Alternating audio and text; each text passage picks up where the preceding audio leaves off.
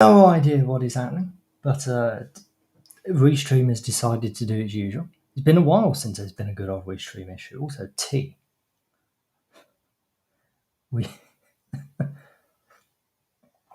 Long of the short was I had a plan this evening set out. So I'm going to leave that as a surprise for later on. I had a plan for this evening. It was all set out and it was all wonderful. And then Jonathan sent me a video and said, play the video. And then I decided to do it blind on stream because he gave it the seal of approval. And on top of that, Joe also gave it the seal of approval. So I was just trying to upload it and everything has gone weird. So I'm not entirely sure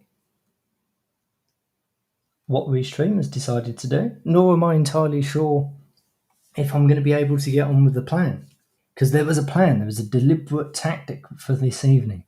We were meant to dart from one thing to another, and it was meant to be wonderful. Instead, it seems we're going straight onto the main event, at least until it decides to let me do something, which at this moment in time seems very, very unlikely. It won't even let me put the background up, which is a shame. My little bee, he's not allowed to come out and play this evening, which is tragic. What I can attempt to do at the very least is, and I can remember how to spell. There we go. Does this work? Will it work? Probably not. Just give it a go. Oh, I can already see what Andrew's going to say, because I've gone over onto the demon site. It does work. Okay, well, such is life. I've said it a number of times in the past. Modern furniture, just truly heinous. Look at this. An image speaks in words. This one here just says, introducing Tron. I think that says everything. I want to get out of Tron. No, Andrew, I do not research. Well, I do not pre-search either for that, let alone much of anything else. There's no research, there's no pre-search, there's no planning on these streams. Everything goes out of the window as soon as I start. But you know, these things are awful. They're hideous. Let's be realistic. These things are god-awful. Nobody actually wants them. When you look at old furniture, on the other hand, right, antique furniture, there's a bit of something about it. There's all this sort of jazz going on here, whatever you want to call it, this beading, design work. Let's see if I can put an example. That isn't at a weird angle. Yeah, there you go, that'll do. Come on, lad, it's your lucky day. You get to be put on show. The world's tiniest image. It's these sort of touches that I really like about old furniture, and I think a lot of people do. I think most people, with these sort of little things, they're not important by any means, but they're just good for the soul.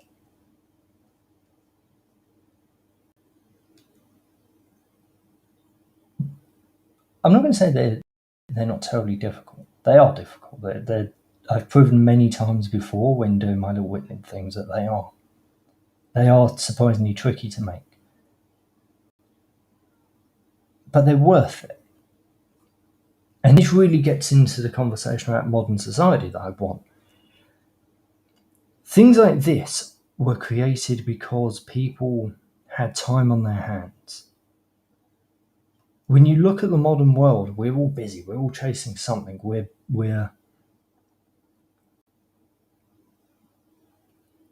after things that ultimately don't have terribly much meaning for us.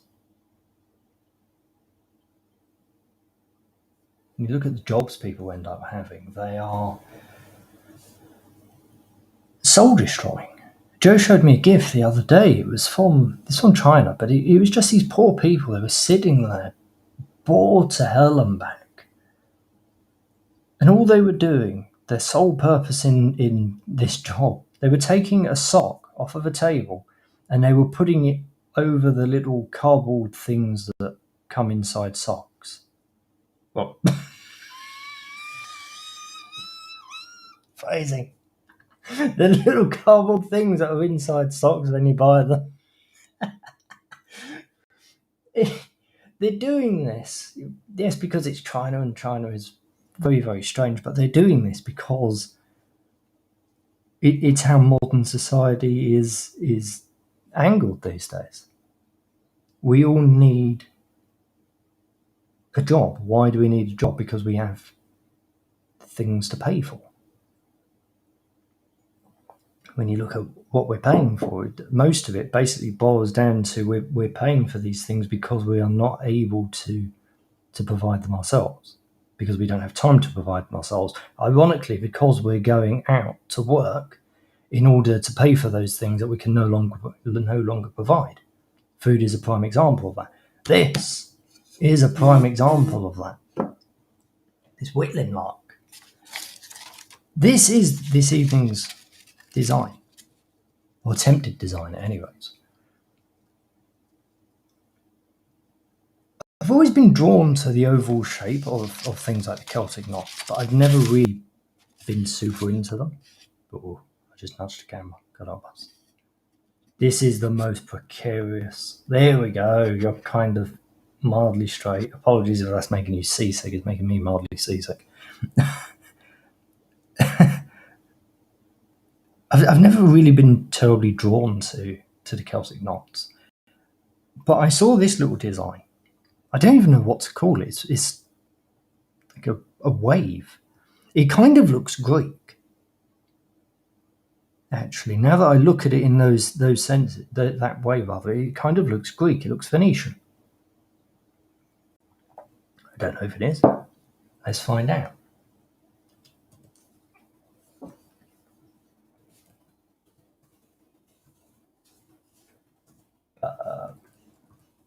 Probably. Yeah, that's right. Okay, well, now I'll share screen. We can all see what I'm seeing.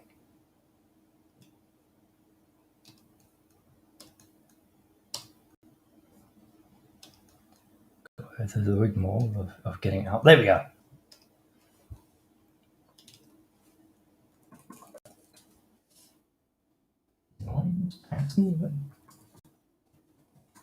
Does any of this work? I'm getting a bit roasty telling there now as well, which is just about the last time you're going to hear me say, there you go, look! I said it was Phoenician, flipping heck, I have an eye for things apparently.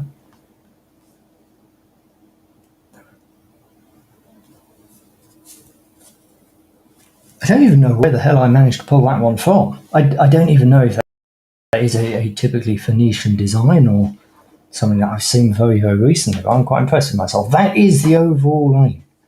We're going to see if we can recreate that. Not because I'm Greek, by any stretch of the imagination, not for any particular reason. I just like the idea of it. It looks nice. It looks intricate, but not absolutely heartbreaking as some of these designs can be. Some of the things that you see people create, when you think of the times when they did and the resources they would have had at hand, it's absolutely mind-boggling how they were able to do it. Let's see if I can think of an example.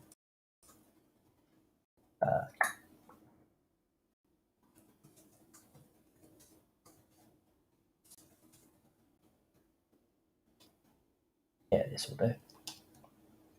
Should be on research, fully aware, just not because reasons, just habit. I still can't break it. These things here, but how were they capable of creating such things?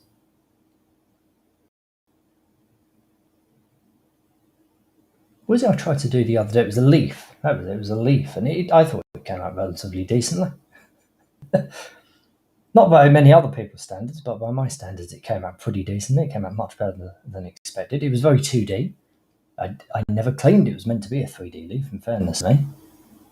Look at that. It's just good for you. And the reason people were able to do it is because they had so much more time on their hands, time that we don't have nowadays. So yes, that was all. That was all on the philosophizing front for the moment. Without a doubt, some will enter into the picture again later on, and I need to put that on something soft because that is going to annoy the hell out of me. So I need to get my little sharpening thing set up. I was unable to get my little sharpening thing set up previously because I was too busy trying to get Restream to work. Thankfully, all seems at least mildly decent. I still can't get the background up, but whatever. The background is unimportant when you have such incredible beauty, such as whatever this is going to end up being like. This fake thing. We have some great news as well in the community. Namely with Jonathan at the moment. He has got himself, for a long while now, he's been talking about setting up a seed bank, and he's finally gotten around to getting everything. Everything is in, everything is ordered.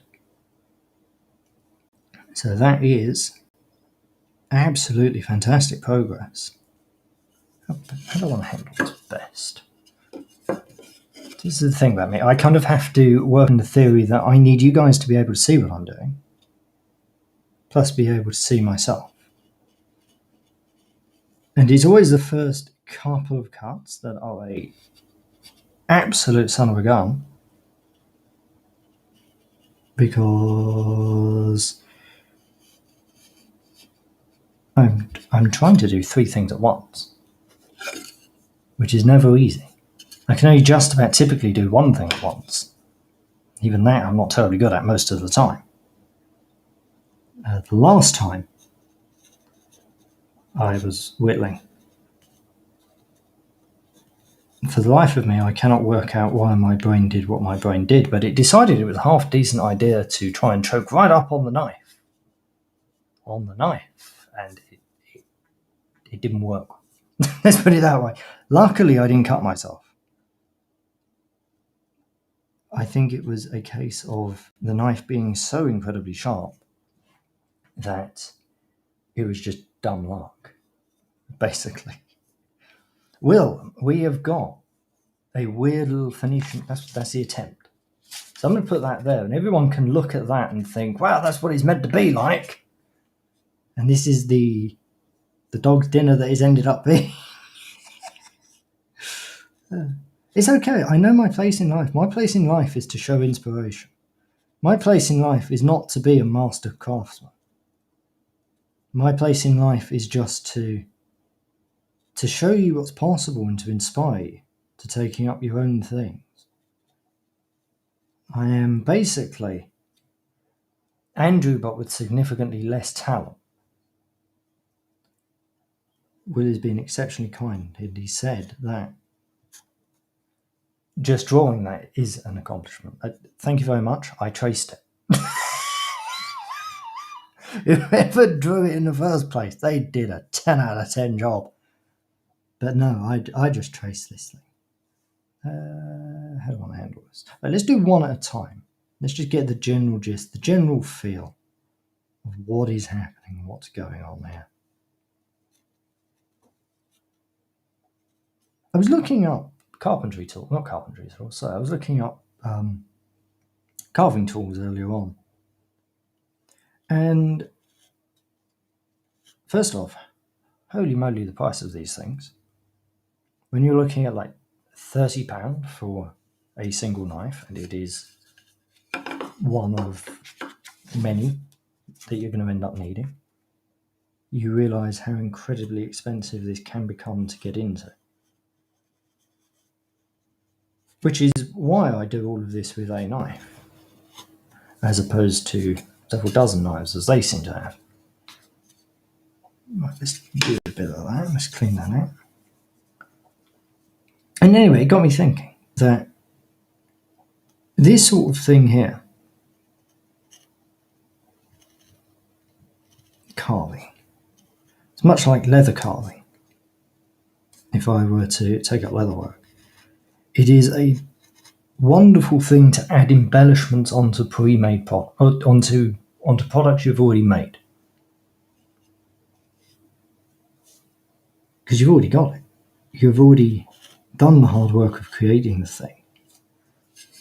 And now you're just making it pretty, once again. Or prettier, I should say. So I was thinking, I believe I mentioned this once before, I'm not sure. I was thinking of making a little seed box. Designed to put seeds in. And once the box itself is made, create a nice little carving in the side of it, or in the top of it, or somewhere of that ilk.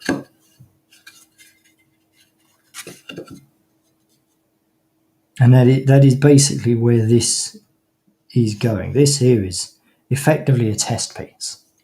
So I'm not super concerned with how it comes out. I would obviously like it to be wonderful. But no. The odds of it being wonderful are surprisingly low. Or unsurprisingly, should I say. There we go. There we go. See the first proper little cut into... feels so pleasant. It's like getting back on a bike. Or in my case, attempting to get back on a bike. Because I was never on this bike to begin with. Oh, Bidica's joined us. Good evening, love. Hope you're well. And Will. I didn't say good evening. I didn't say good evening to anybody, actually. So good evening, everybody who's joined us for this death-defying display that you're witness to. How has your week been? It is Thursday. We don't get to do this terribly much these days for some reason. Although I have a strong feeling now that winter is back, this sort of stream is going to be much more regular. And with any luck, significantly more streamlined. I do have to apologise to Jonathan for not being able to play that video. We did show it on the Telegram group. If anybody wants to go and have a look at it, it is up. It is not ours. I'm kind of annoyed because I wanted to watch it. I've heard good things about this video, and yet I've not been able to watch it. So, perturbed. That is how best to describe me. At this moment in time, in relation to this video, am I not being able to watch it?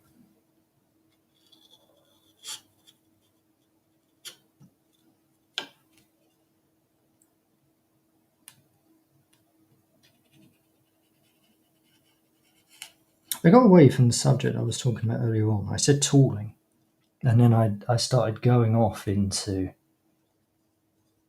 weird and random thoughts. That had nothing to do with anything. Just realised you could probably be zoomed in a little bit. And by zoomed in, I mean pushed down. There we go. That's how we do it in the film industry. We just push things down. You want to get a closer shot? No. Just move the camera in closer. Much better.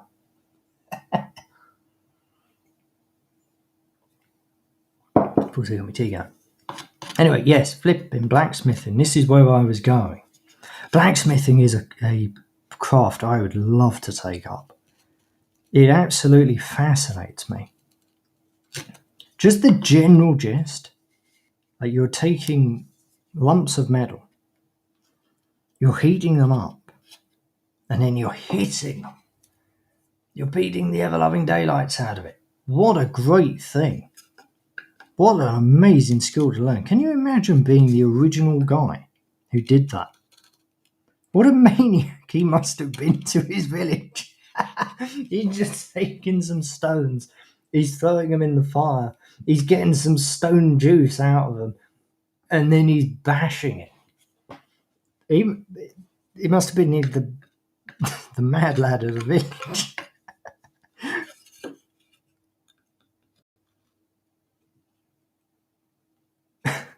Mad lad of the village. So yes, but back to the original subject, for the 8th time at least. We need tradesmen who actually produce things that are super, super valuable. And I don't mean financially valuable. I mean valuable. You only turn up to watch me cut myself and get the Germaline out. Not that I ever need Germaline. I mean, bloody super glue. Flipping heck, my super glue is certainly super. It's dried in the flipping case. I'm done. Like, if I get cut, I'm screwed. I'm going to have to use Bostik or something.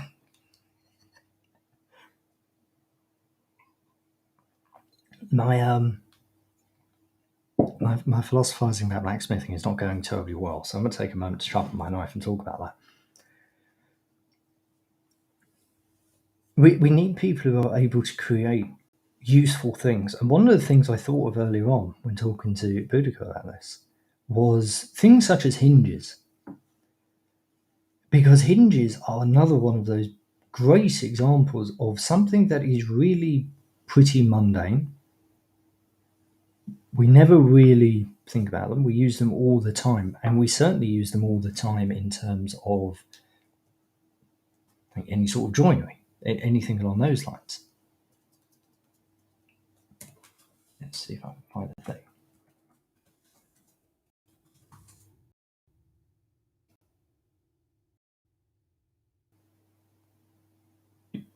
I really should just leave this up on another tab and then just swap back and forth. What I think I may do from now on. When you look at these, and I just realised. There we go. When you look at these, they're cool as hell. Who wouldn't want one of those? You could have those on chests, you could have those on doors. It would be a little bit overkill to have those on like a pantry door, but you know, each to their own. As long as the rest of the room is grand and can balance it out, all is good.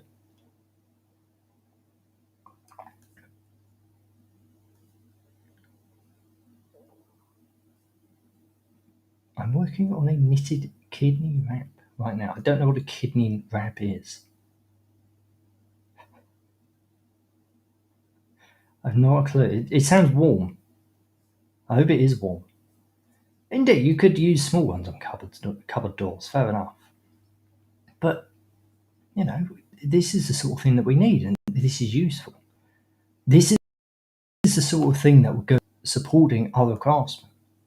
Because, yeah, if we had somebody who was a carpenter, for example, they'd be going through hinges and arts, rather than buying bog standard hinges out of B&Q, Homeless Despot, whatever, pick your poison. Basically, they're all the same. Being able to make these things ourselves and being able to support other people within the community would be a fantastic thing.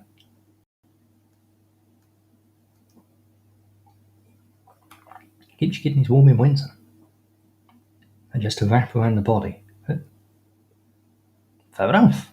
Never really heard of them. Never thought of them, that's for sure.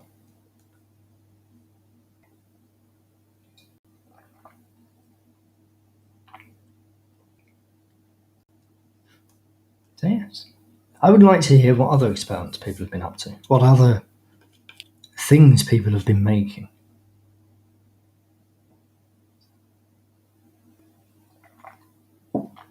Boudica's got a knitting going on, so that's 10 out of 10. I agree with Will, it does sound good. It sounds very comfortable.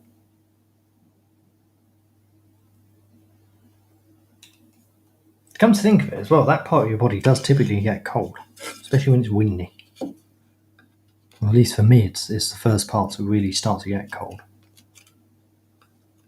My mother always put that down to me being thin, or skinny, as she would say. Which is fair, to be honest. Still is.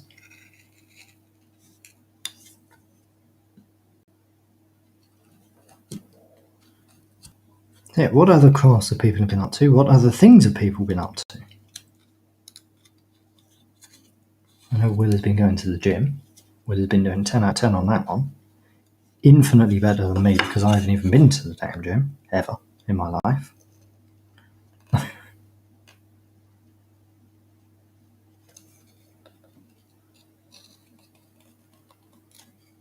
This is one of those moments where one of those fancy knives would come in handy.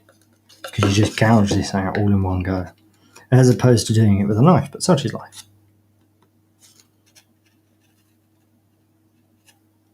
Once again, they're expensive, and my aim here is to show that you don't need expensive tools to at least get started. Now, if you were to turn it into a profession, then yes, because time ultimately is money, and the more material you're able to take out quickly and accurately, the better for you. Because if nothing else, by the time you're done, like an hour early, you're going to be able to go spend time with your family. I do agree, Vertical. I need a tiny chisel.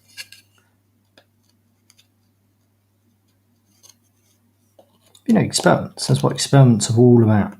The first man to do this didn't have a tiny chisel. The first man to do this probably had years and years of experience, as opposed to my 7 or 8 things that I've created. I didn't think watching me do a leaf would have been totally interesting.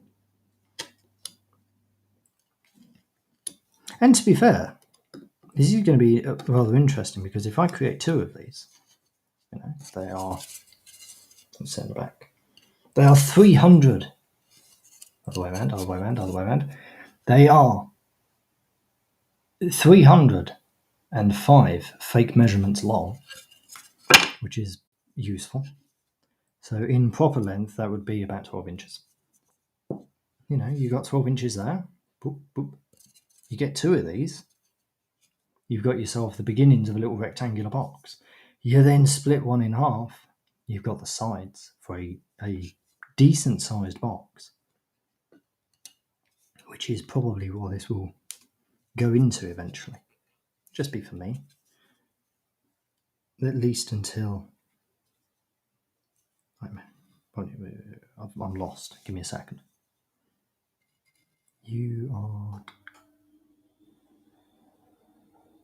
You're staying where you are. Are you not? All right. Chat, I've done it wrong. The way this is meant to work, I've just realised. I am exceptionally dumb. This section here is meant to come out. Or is that meant to stay? I have a picture. Give me a minute. I'm gonna look this up. I've seen a question that begins with, Jordan, would it be easier? To which the answer is always inevitably yes. But there's a reason that it's not happening. Put it in a vice, so you have one hand free and the other just a guide. It could be. It could be easier. I don't know, the vice aspect kind of sounds a bit weird. Right, so these are proud. That is slightly cut in, and that dips under this bad boy here. Okay, right, good. I know what I'm doing now. Don't worry. I just got lost. Only I could get lost on a 2D lump of wood.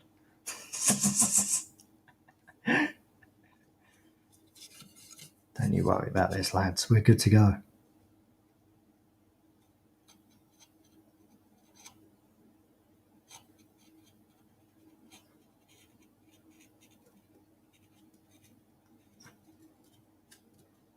There we go. Thing with all this sort of stuff is once you get going, it starts to come together remarkably quickly.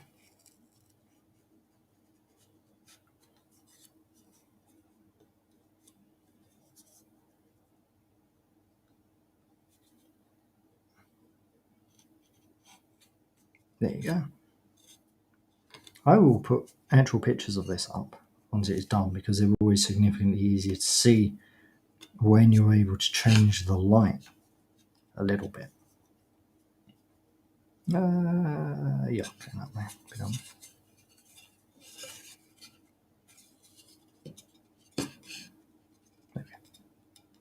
I almost moved it out of shot. I'm very used to having Joe here tell me if I'm in or out of shot. The distinct lack of Joe is making this difficult. Because I'm having to pay attention to what I'm doing as well as the screen to see if I'm in shot or not. Bloody women, they're abandoning you. That's the bomb, lads. This is what the MGTOW movement was really all about. It's for those moments when you're on stream and you're whittling by yourself and you ain't got anyone with you. I did ask a question as if anybody is taking up a craft, and then I'll be honest, I wasn't looking at the screen.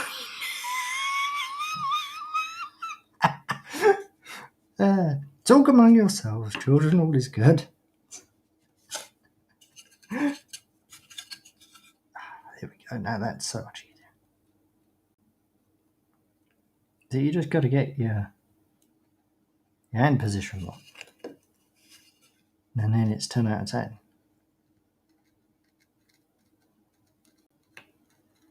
These end up being very weird one-sided conversations.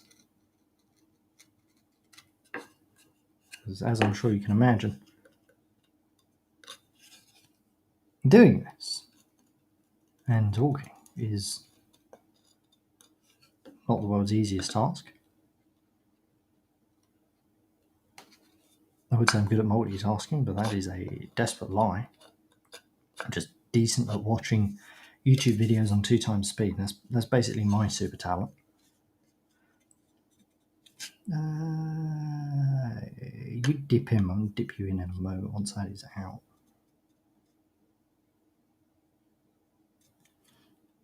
So I'm definitely thinking about getting a proper little chisel.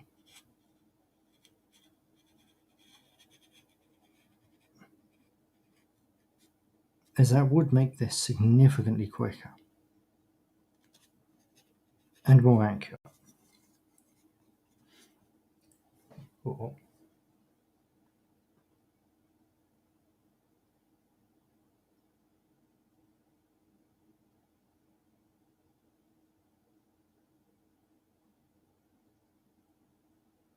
Okay, I was very confused for a minute, and then I realised the conversation did not include me, which is how I like it to be, I'll be honest. It was something about kicking a turtle's posterior, I think. I don't really understand. I don't do comic books. I sure as hell don't do comic books once they start turning the frogs gay. Why? Of all comic book things to turn gay, why did it have to be Superman? Why couldn't it have been the Turtles? Could you imagine the meme factory that would have been produced then? Just of people reposting Alex Jones incessantly at whoever the hell created the Teenage Mutant Ninja Turtles. That would have been bloody hilarious. I might start a petition to get them to do that. Make one of the turtles gay. They're basically the same as frogs. If you think about it, a turtle is basically just a frog with a house on its back, ultimately.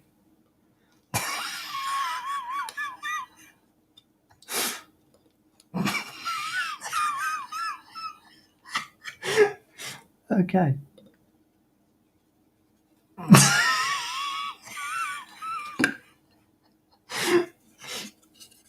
You know those times you say something so incredibly stupid?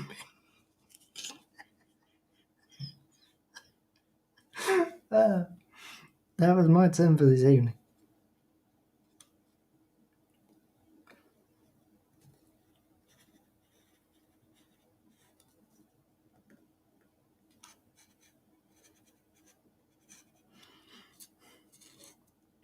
So, with modern...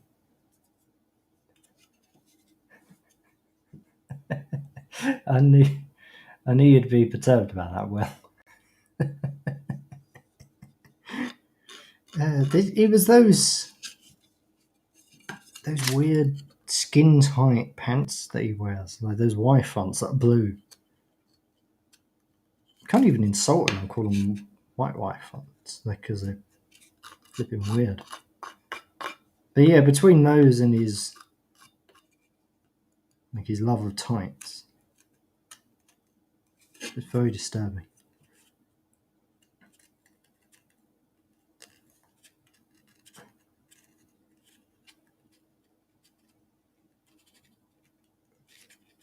I haven't seen what Dean Cain has had to say about this. I'll be honest, I can't actually name another Superman beyond Dean Cain and Christopher Reeves, who is dead. So, but come to think of it, I don't even know if there are any others. There probably are. I don't know. I'm not a Superman fan. I'm not on any of that sort of stuff.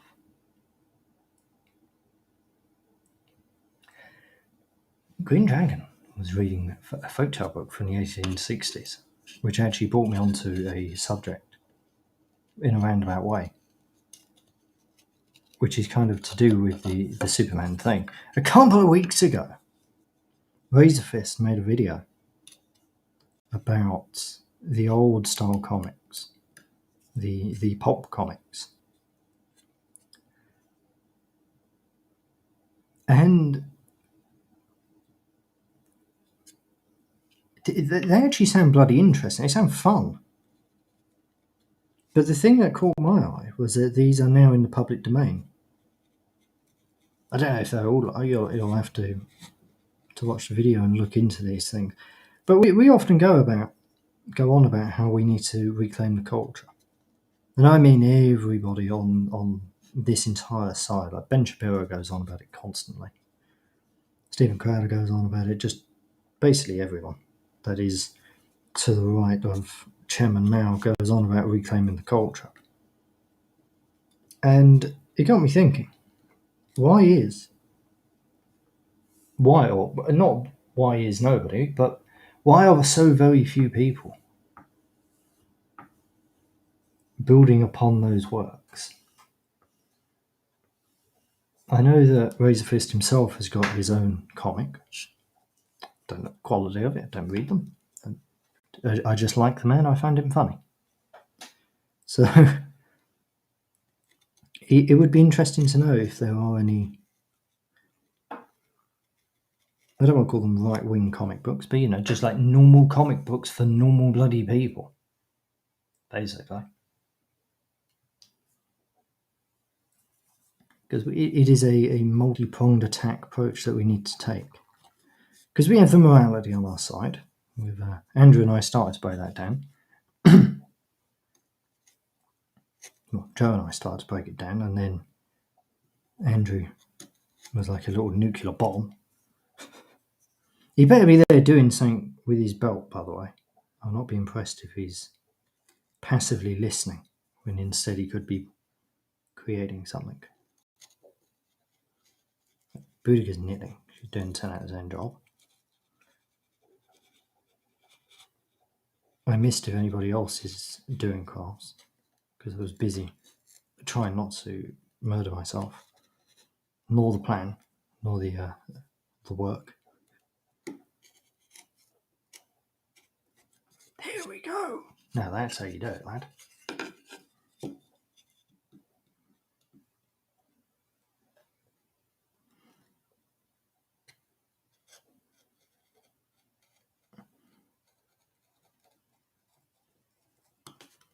You know the useful thing about woodworking like this, especially on test pieces, which is all this is, if it goes wrong, just turn it over. He'll be fine. Nobody can see it on the back once it's glued down onto something.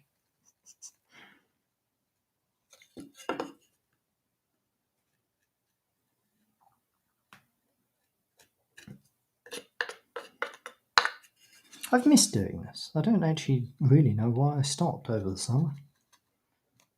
Just got a little busy. A little bit silly, really. But again, maybe I was just going with the flow, going with the rhythm. The rhythm of life and all that stuff, whatever that song was. When do you think... Oh God, why am I asking a question when I've already admitted I can't see chat?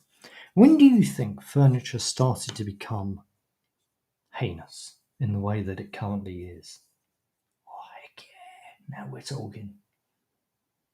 Green Dragon is making picture frames out of driftwood and slate he's collected from the cliffs. That is absolutely awesome. I really like that. Do you have pictures? If so, post them onto the Discord. and I'll pop them up in a moment.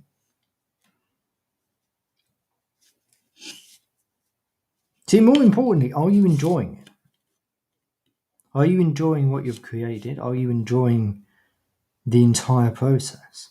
If you're getting driftwood, you're going to have to be going out into the world and going on walks, doing that sort of stuff,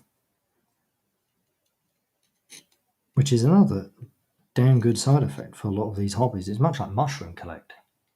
So yes, you end up with a mushroom. Oh, heck yeah, he's made loads of them. That's awesome. I didn't know that. I'm very pleased. Gimrick has said the 60s. I would go back a bit earlier. I would say, I think in the 60s is when it really started to go downhill. I'm trying to think what furniture back in the 40s was like. I think that was still mostly decent.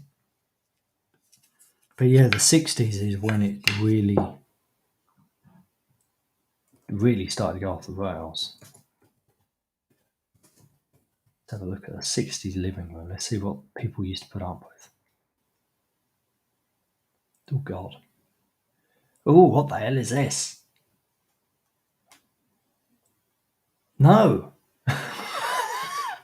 That's not relaxing. That's stressful. It's idiots. First of all, these chairs, what's going on with these chairs? We saw a chair like that earlier on.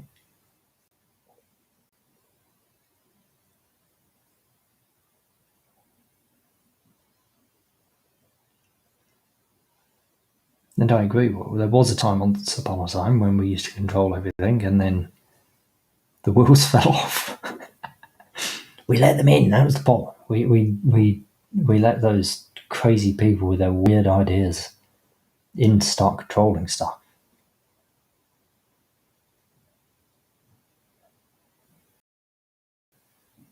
What is that lamp? That is. It's got like a bonnet. Or bonnet, whatever the word is. It looks like a woman that is craning over looking at something. It's very disturbing.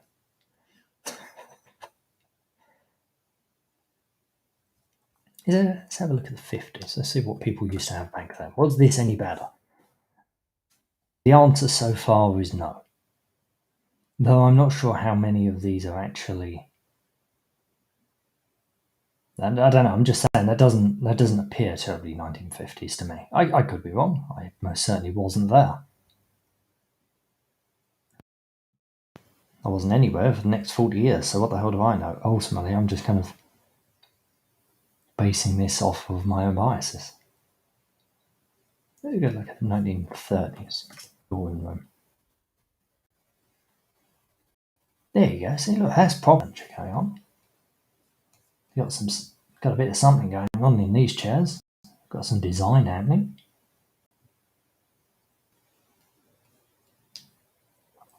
Ah, the good old radio.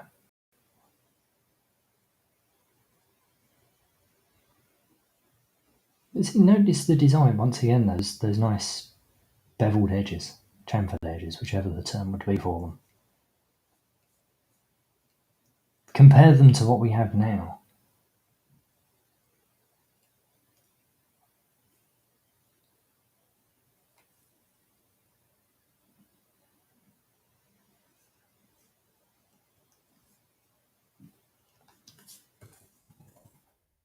Modern living room. Let's see what comes up. God. Once again, look, it's square and boxy and standard. It's designed to be clean. Whatever clean means, I don't like it. I don't like it. I don't want it. I don't have anything to do with this. This here is cookie cutter. It is standard. It is. There's nothing unique. There's nothing. There's nothing. There's nothing man-made. That's what I hate about this the most. I've just realised there's nothing in this that's man-made. Everything about this has come out of a machine. It has been stamped out of a bigger block, and it has just been inserted into a room, which is also square. Like, it may have nice little touches like this ceiling aspect. It looks kind of cool until you take a closer look and you realise there's nothing to it.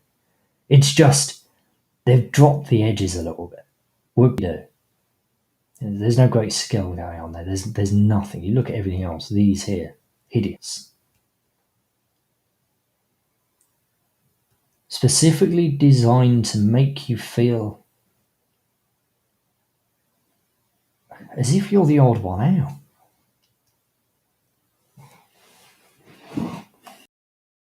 I agree with it. Clean, artisanal quality of craftsmanship. Exactly. There's nothing to these. I would agree, actually. Well, to an extent, like if you're like in a hotel lobby, for example, having something that is having something that is clean and straight lined, it does make sense. There is an element there that will definitely there's definitely an argument for it. But in places like homes, no. Oddly enough, hotels are kind of one of the few places I would still expect an element of grandeur. And it comes back to the buildings themselves. I was saying to Joe and Andrew yesterday, Boudica as well, I believe. What was that bloody place in Utah? Salter? Here you go. Look at this. Have the tiny midget pictures. Come on, Google, help me out, please. You look at these here. We just go through these pictures. This here was a building that was built. I think it was originally built back in the 1880s, and it's lovely. It's gorgeous. This was built at a time when Salt Lake City only had about 10,000 people living there. This was a serious expense that these people went to create this, and it was state of the art. Basically, it's a lovely building. It's interesting. It's just very nice. And then it was replaced not terribly long ago with this. Like, what this is, I don't know. This looks like something that you would expect to see in the background at Disney World, just kind of out of sight, out of mind sort of thing. It looks nothing like the original. What is it with these midget pictures? There you go, that'll do. It looks nothing like the original. Nothing even remotely close. You can't tell me that is that it's an accident.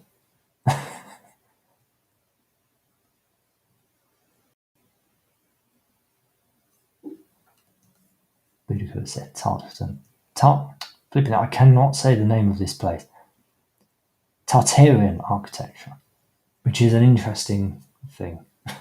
When you Google it, I've only recently come across this concept, and it was from a very strange man. Let's put it that way. A very strange, very slow speaking man.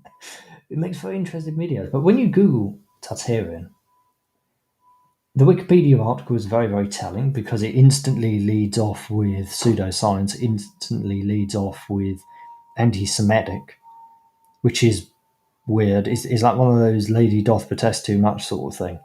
When in the first paragraph they mention 3 times that it's a conspiracy theory and that it's fake and that it was ignorant. It's just strange. I don't know what to make of it still. I don't know if there is anything to make of it, but regardless, this building was gorgeous and it has now been replaced by that. It's like something that somebody drew from memory. That has nothing to do with the original building. It's just ugly. No. Oh, well, mate, how do I do this? I do that. There you go. And we're back. Pop up there, sharpen my knife, carry on. And that is indeed just an absurd rabbit hole to go down, Boudica. And not one I'm not quite ready for just yet, I think. So what's happening here? As we can see, hopefully, can I shine that in some light? There we go. If I shine that in the light, you can kind of see a little bit better. There is a definitive cut going on down there, as well as up here, as well as over here. So slowly, we're taking shape. And that's all this is about this evening, ultimately.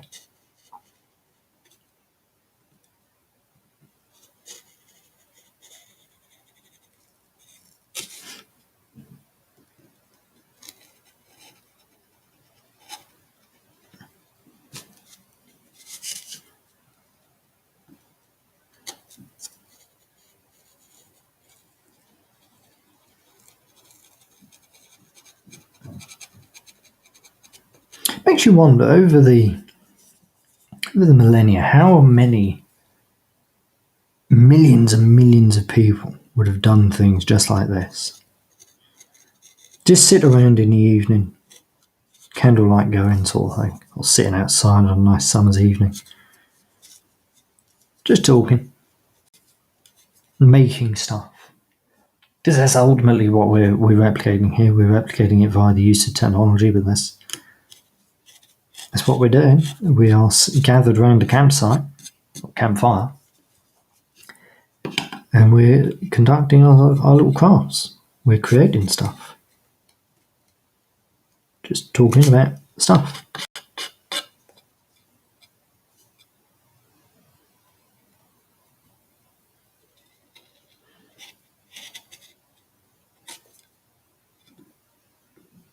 This is how stories and legends would have been passed down. If we like to think of them being grandiose events where the village elders would have gathered around and told the children the goings on in the world, but realistically speaking, I reckon the majority of them were passed down via moments like this. Just people, being people, existing, creating stuff, making the world a little bit more beautiful than it was the morning they woke up. And they didn't have time pressures placed upon them for completely useless stuff.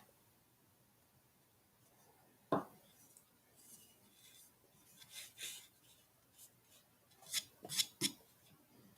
was talking to a friend yesterday, and I can't for the life of me work it out, but he had bought a new phone. He'd bought a new iPhone, whatever the hell the new one is. I have no idea. But he bought himself a new phone. And he was very, very angry that he'd bought his new phone and it wasn't going to turn up. Because they have delays over in China making it. His new phone isn't going to be here now until the end of the month. Is that okay? What's wrong with your current phone? And it turned out that he couldn't hear anything out of his current phone. Speakers had stopped working. So, okay, fair enough. You know, if you can't hear anything out of your phone, that's a pretty major problem, so I can understand buying a new phone.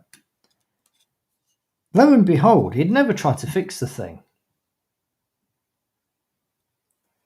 So, after dinner, he decided just to look it up on a whim to see if this was a problem that other people had had. And it turns out, yes, indeed, other people had this problem with the iPhone, whatever the hell he had. And it was just fluff in the microphone. Not in the microphone, in the speaker. So here he was, willing to spend the better part of £1,000, which is nearly a month's wages.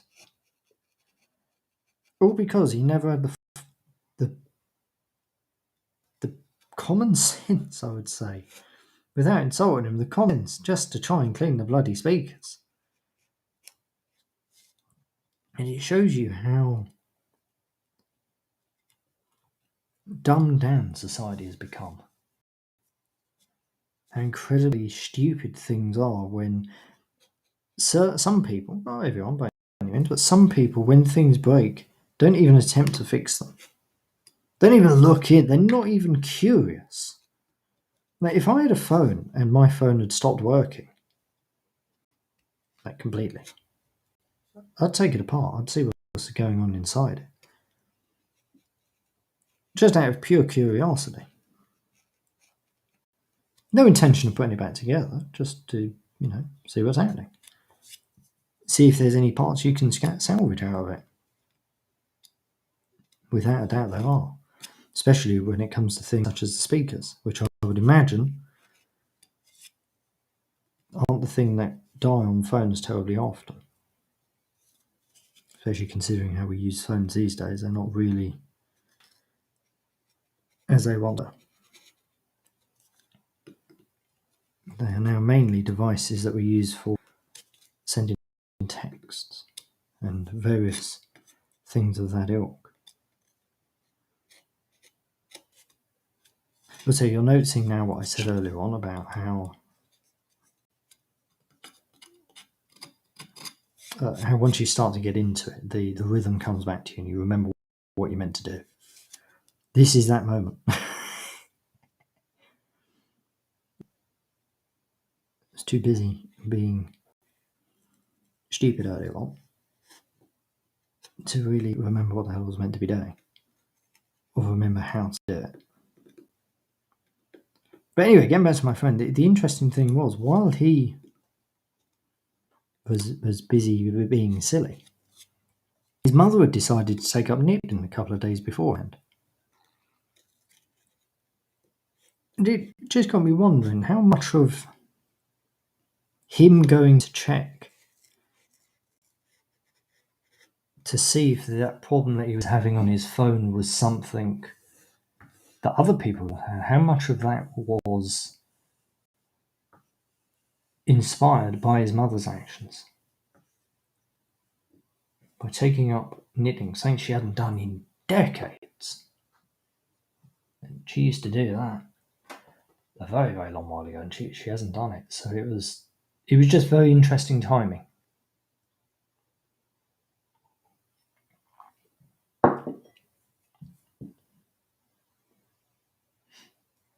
Oh, why am I not surprised? My stepdad's not mean, he's just interesting. As said, some fellow in America uncovered that iPhone shops were willfully avoiding easy fixes that other people in regular phone shops could fix in order to sell people another iPhone. Who here is surprised at that? Who is surprised that that Apple would conduct their business in such ways? I do as well. Logically, I know I need to. At the same time, my phone is working. It's just fine. Don't have any issues with it. Touch wood. So,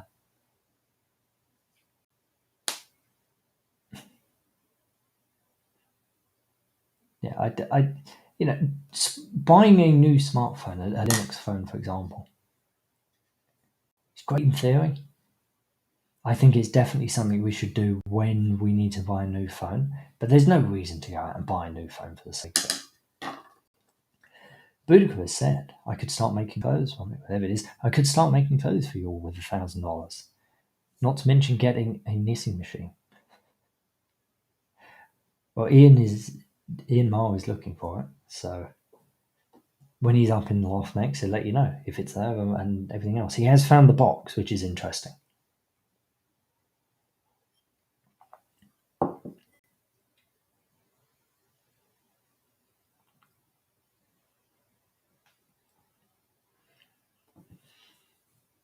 I can never really work out if I do like smartphones, to be honest with you. I like the convenience aspect of always being able to just get my phone and send people a message. That's great. I'll concede that.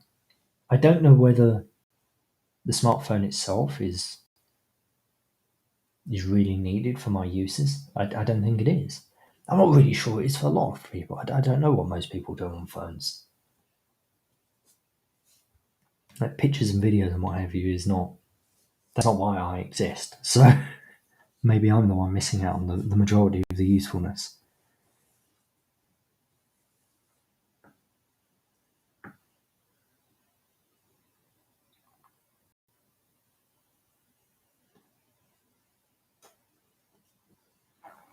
What I was thinking was around about 9ish. If anyone's interested, we could all jump into Discord and we can continue the conversation there where it's slightly less one-sided.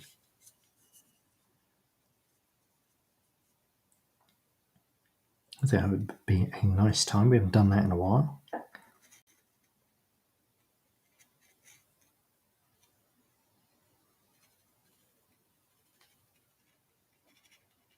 See, now this is where I cut myself the other day because I did that. Don't do this. This is one of those things, logically, I know is stupid. But what I know is stupid versus what I do are vastly different things.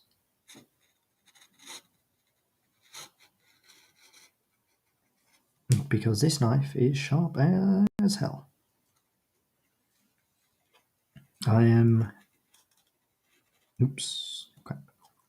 One minute. What we will do, we'll fix that. There we go. Kind of. May have made it worse. Such is life. World won't end. And it's all a learning curve at the end of the day.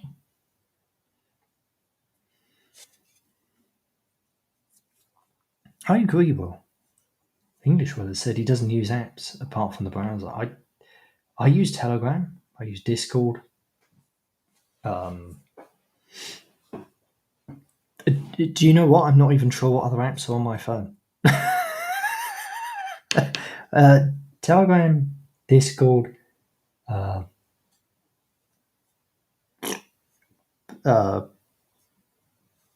Chrome, and that's it, I think.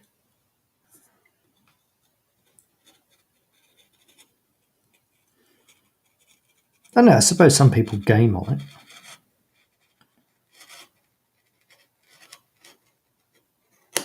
That mobile gaming really is something I've never understood at all.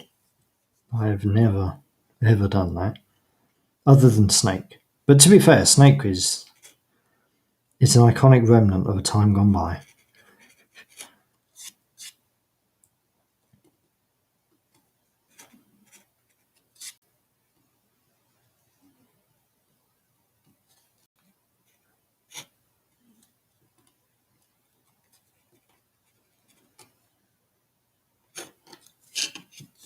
I'm getting ready to cut myself again, Jack. There we go. I feel like that song, flipping heck, I really am going all my way now. That 9 Inch Nails song that was covered by that geezer, country singer. His name is escaping me. Did the prison song. Great song. Actually, great song. Both the prison song and the other one. Hurt. That was the song I was thinking of. No, the actually great song was Prison Song. That's a 10 out of 10 song. Flotsam Prison. Whatever it was called. Flotsam.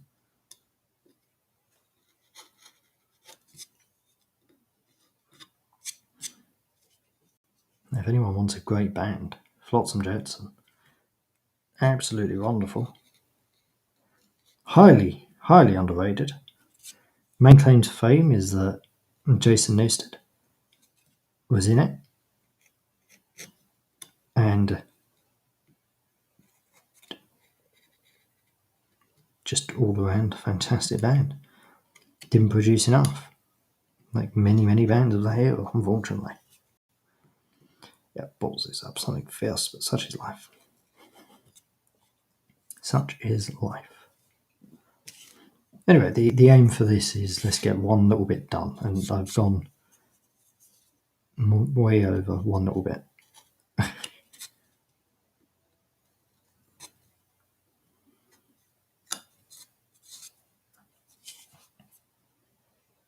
Johnny Cash, thank you. Everybody who said Johnny Cash, I was too busy. I was too busy attempting to cut myself. Yes, Johnny Cash is who I was thinking of. Not typically my style of music, but I will grant that song, the prison one specifically, is absolutely awesome.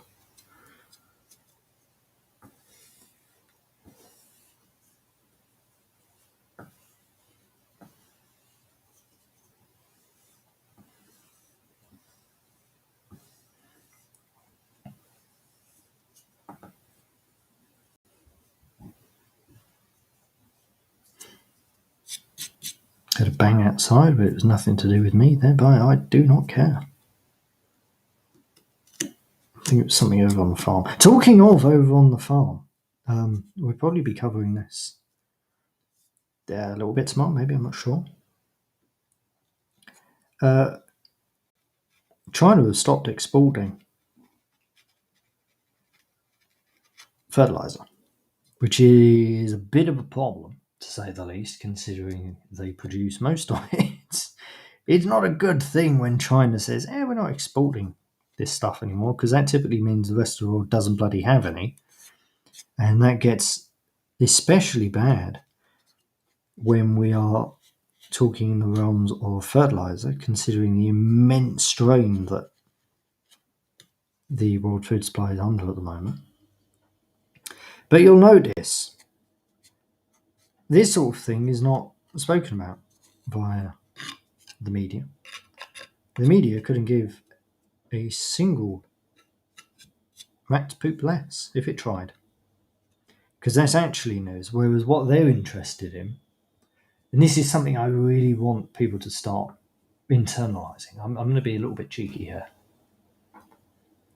Actually, I'm not going to be a little bit cheeky. I'm going to have Andrew be a little bit cheeky for me. Andrew, could you please post the link to the article that I wrote earlier on in the week, please? Got hiccups on me. Apologies. It's about social engineers. Social engineering once again. I really want to push this idea that the media are social engineers for a very good reason. I want to push this idea because it lumps them into the same category as politicians. And it is a position that they just can't really argue their way out of. Thank you for posting that, mate. When they start pushing things like the sugar tax, for example, or they start pushing things such as like mineral alcohol pricing, they do it based on the fact they want you to make healthier choices. Well, by any definition, that's social engineering. Nobody likes being manipulated. Doesn't matter. Like, people get really angry, actually. We all know this from experience. When you tell somebody that they're being manipulated, they don't react kindly. Ever. Ever do they react kindly. If we can get these people to see that they're being manipulated without actually telling them they're being manipulated, basically by shifting the anger, by shifting the blame away from them and towards the social engineers, I think that could be bloody interesting. I think that is a really important term, and one that I'm certainly going to adopt in my day-to-day life whenever this subject is brought up, and certainly one I'm going to bring up, or I'm going to use when on streams. Because it's important. It's important to plant that seed in people's heads. It's important to get them to recognise that, yes, politicians are just socially engineering us when they're saying these things. And it's especially important when it comes to the media, because we all know what they're doing, and we all know how biased they are. So rather than calling them biased, just call them social engineers. It then raises another question. If they're low-level social engineers, who's above them? Everybody has a manager. So who's... Like, I know who my boss is. My boss is the truth. That's the only thing I serve. And these people do not serve that. If they did, they'd be questioning. So given they're not questioning, and given they're deliberately manipulating, they then fall into the category of social engineers as well. It's also quite an interesting thing because it plays on the fact that neither side likes the media and claims the media is working for the other side.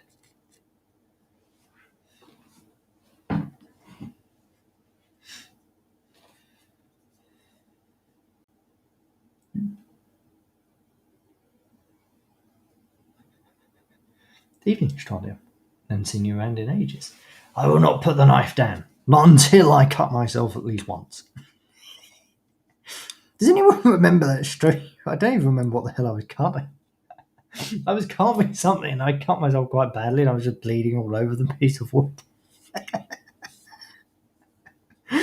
I'm trying to remember what that thing was.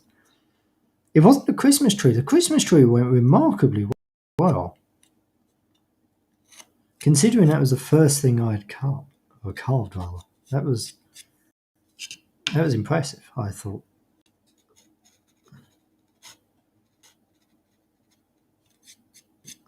Oh no, that's a proper line. I'm going to take, as I said, I'm going to take some proper high definition pictures of these things. I'm going to get people, and by people I mean you guys, to enjoy them fully. Will said he's missed the injury. Maybe he is my lucky charm. I would make that right. I think you add something. You add a calmness to these things.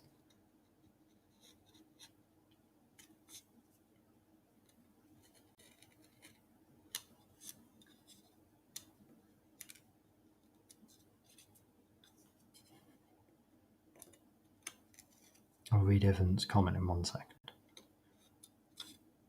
Just got one little bit I want to deal with, and then I will deal with that. I keep coming back to it. Like this is not a terribly difficult craft to take up. And it is definitely something, if you're interested in carpentry, that you should do, because it kind of adds to your work, ultimately. It's a value add. You know, you look out there, loads and loads and loads of people are producing stuff. Extremely high quality. Very, very high quality. They're doing it in their shed, they're doing it in their workshops, whatever. How many of those people are then hand carving designs onto it? So these are, especially if you start looking around and you start looking at different types of work that you could copy. So, for example, this, I could have done I'm not going to call it bog standard in a mean way, but I could have done a standard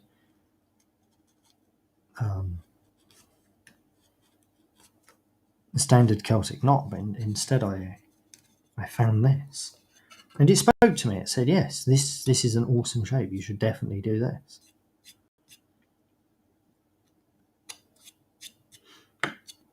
Anyway, as I was saying, I do agree as well, Will, that a small chisel would make this infinitely easier. And I will be getting one, because I plan on doing a lot more of this over the coming weeks and months. Anyway, evidence has said, exactly, Jordan, if folks get looking up and punching up, so it gets folks looking up and punching up, thereby benefiting all people.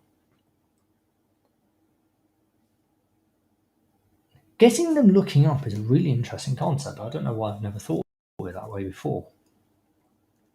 It's an interesting concept because objectively, we do need to start looking further up the bloody tree and seeing that these people are there and that they're the ones causing the problem. And beyond that, it also kind of implies that they're just looking down. They got their heads looking at the flipping ground. So many of the problems we face at the moment come down to people's lack of self-respect.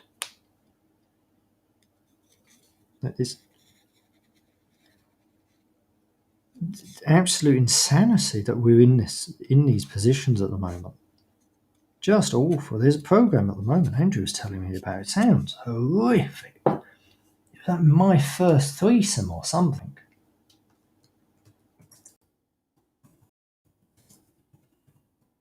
This is on I'm gonna how do I safely look for this without getting all sorts of stuff that I don't really want. There you go, that'll do. Google Safe Search. You've actually done your thing for once, so thank you. Now, these are actually television programs. And they're actually television programs that are on state-owned television networks. Channel 4, why are you like this? I've been wondering the same thing for years, in all honesty. Viewers are left shocked by my first threesome show, which includes a receptionist, 24, who feels completely liberated.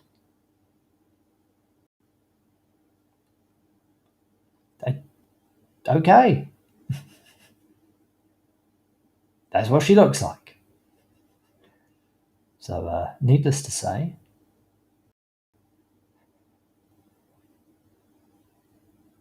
I agree with Alex. What fresh hell is this? This, I don't need to know any other comment. This is 10 out of 10. This is the only comment that matters, as far as I'm concerned. But as I was saying, self-respect, these sort of things... Oops, I'm the other way around. There we go. These sort of things only happen because we lack self-respect. There's no other way around this. There's no other way of looking at this sort of thing. We lack the self-respect. And that is a self-respect in moral terms. But then, just societally, why do half the things we have exist? I spent my afternoon filling out a flipping risk assessment thing. Why exactly I had to fill this thing out, I have no idea. It's for a venue where literally nobody turns up, so there's no risk to a flipping gerbil, let alone people, for Christ's sake. And it's just the infantilization of society that we continuously see. Making you do stupid things for no reason whatsoever. It's demoralizing. It's like back in the Victorian era where they used to make people walk on the flipping treadmills as a punishment. It wasn't designed to do anything other than break your spirit. That was the entire purpose of it. That's why they made you do it. They deemed that you were very, very naughty, and the only way they could possibly punish you was by making you do something completely bloody stupid and pointless. Much like those Chinese people that I started the show off with. What an incredible waste of a human life. Can you imagine being them? They go home, they come back, they go home, they come back, blah, blah, blah, blah, blah. They do that for years and years and years. And at the end of their life, they sit there and they think, those 30 years that I spent just sitting there putting socks onto the little paper sock thing, they were the best years of my life. No, they're not going to say that. They're just going to sit there and think, what a waste of time that was. And why did I do that? Because I needed money. Why did I need money? Because I had stuff to pay. Well, why did I have stuff to pay? Because I had a job and I was unable to do things myself.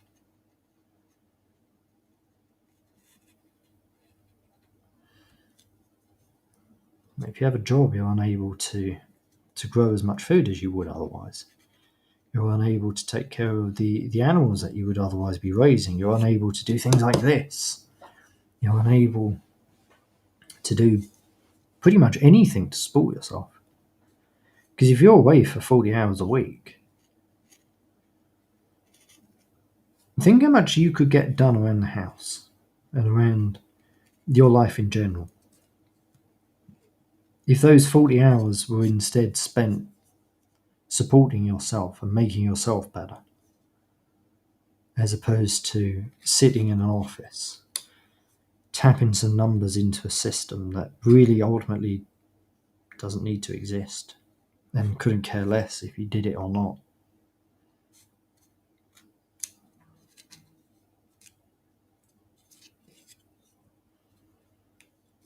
That is what most people's lives boil down to.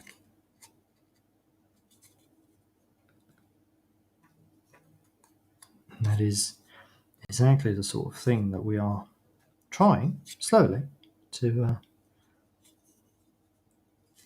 undermine. And that is coming from the bloodthirsty capitalists. But this is the sort of capitalism that I approve of. And I'm doing this of my own accord. I'm not bothering anybody. They can turn up and watch if they wish. They can not turn up if they wish. All is good. Doesn't really matter. And by the end of it, I'm learning something. And we're all having a good time, at least a wholesome time. Which, to be honest with you, after my first threesome over there, I think more people need some wholesome stuff in their life. And I think whoever they all created that show needs some more wholesome. Do you know what? I can't believe I never thought of this. Who created this show? Oh, thank God for that. Thank you, Google says. Okay. What do I want? Producer. Who produced this program? I want to find out.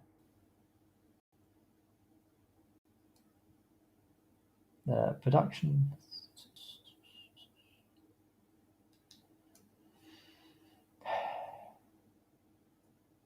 Do you actually mention producer?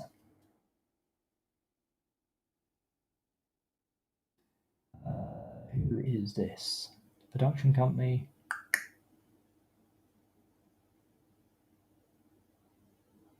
Okay, this is interesting.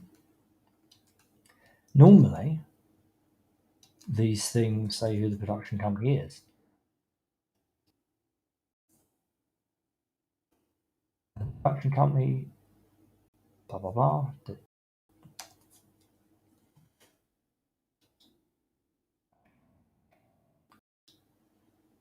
We all know where I'm going with this.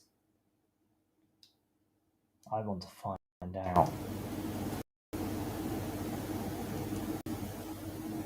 who is behind them.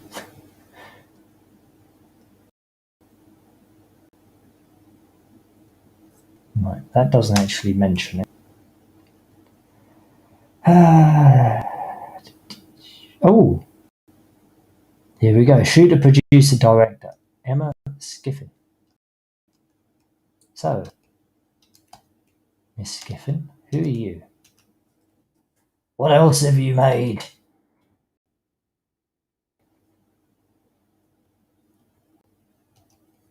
About me? Self-shooting producer, director. Years experience. Oh, thank God for that. What else have you done? Being Peter Kay.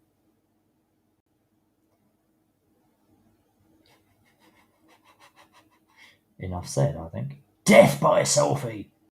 Well, this woman really does use the absolute pinnacle of human creation. Let's do a little bit of digging. Let's find out some stuff.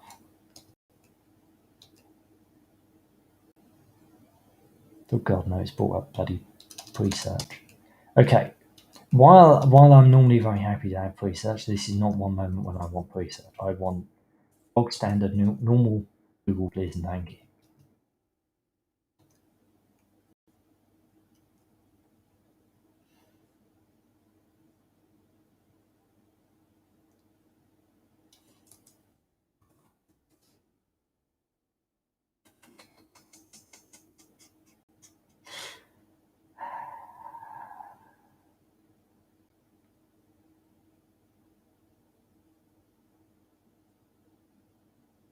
I can't find the information that I want, but if you Google the name, you'll no longer be suspicious. Let's put it that way.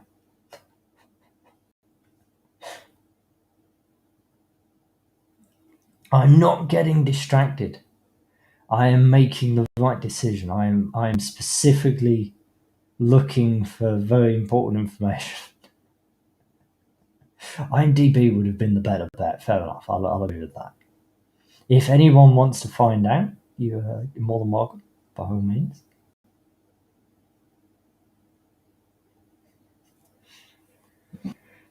Anyway, it is 9 o'clock, so I need tea, which means this stream, as a stream, is now done. We've overstayed our welcome, as I'm going to dehydrate shortly. So what I'm going to do... There we go. What I'm going to do is end this, once I finish this cup, and then jump onto Discord after I've made tea. So if anybody wants to join me, join us as we continue our weird discussion into weird things. That's where we're going to be. We're going to be continuing this nice, relaxed evening over on Discord. If Andrew can post the link, that would be lovely. Because last time I tried to, it broke. That was why the end of Monday's stream was so weird. When I went to post the link, it decided it wasn't having it.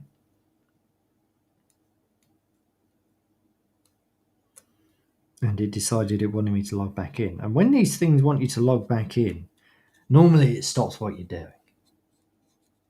So I was thinking to myself, oh no, that's not a good thing. And so that's why that ended as quickly as it did. And as abruptly and weirdly. So yes. Anyway, there you go. That was that. That is this evening. I will show you the progress that I make over the coming days.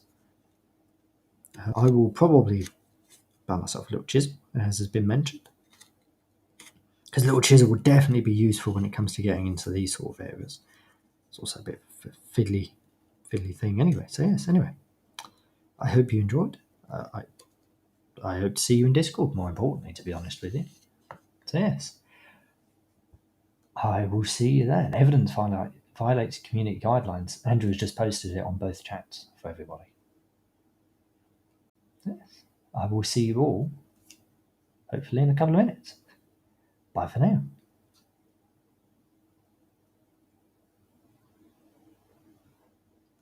One minute. I was just about to end. And then I saw that comment. Can somebody grab that comment for me? Practical Machinist Forum. I'm not already on that. But that does sound good. I like that sort of thing a great deal. Thank you for that, Live3. Anyway, the second time, I hope you all have a lovely evening. I hope to see you in a moment. Bye for now.